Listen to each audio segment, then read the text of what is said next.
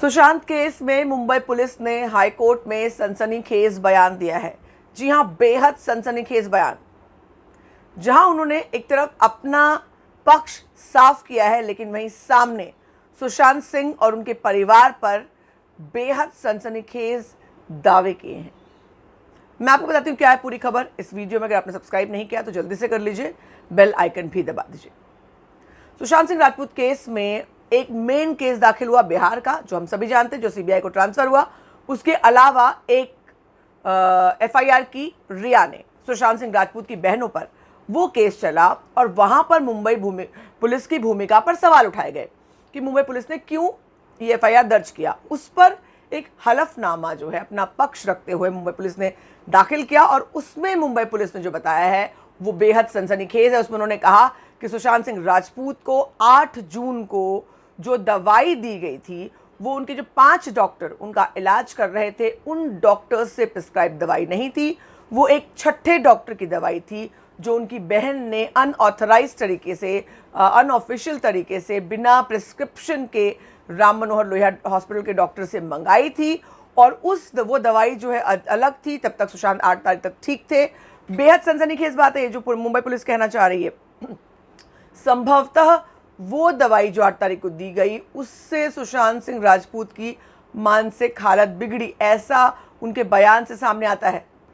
Mumbai police का ये हलफनामा आया है लाइव हिंदुस्तान की रिपोर्ट के हिसाब से, मैं आपको बता रही हूं, जहां ये साफ तौर पर मुंबई पुलिस ने कहा कि संभवतः पॉसिबली सुशांत सिंह की बहन प्रियंका ने जो प्रिस्क्रिप्शन दिया, साइकोट्रोपिक ड्रग था, जो बैंड ड्रग था, उसकी वजह से सुशांत सिंह राजपूत की कहीं मौत तो नहीं, वो सस्पिशियस था। और इसीलिए मुंबई पुलिस ने एक अपराध हुआ था ऐसी दवाई देने का, जिससे उनकी मौत का संबंध हो सकता है, संज्ञेय अपराध, इसलिए हमने ये एफआईआर दर्ज की। दरअसल सवाल इस पर भी उठ रहे थे कि क्यों सीबीआई के पास केस होते हुए मुंबई पुलिस ने अलग से एफआईआर दर्ज की।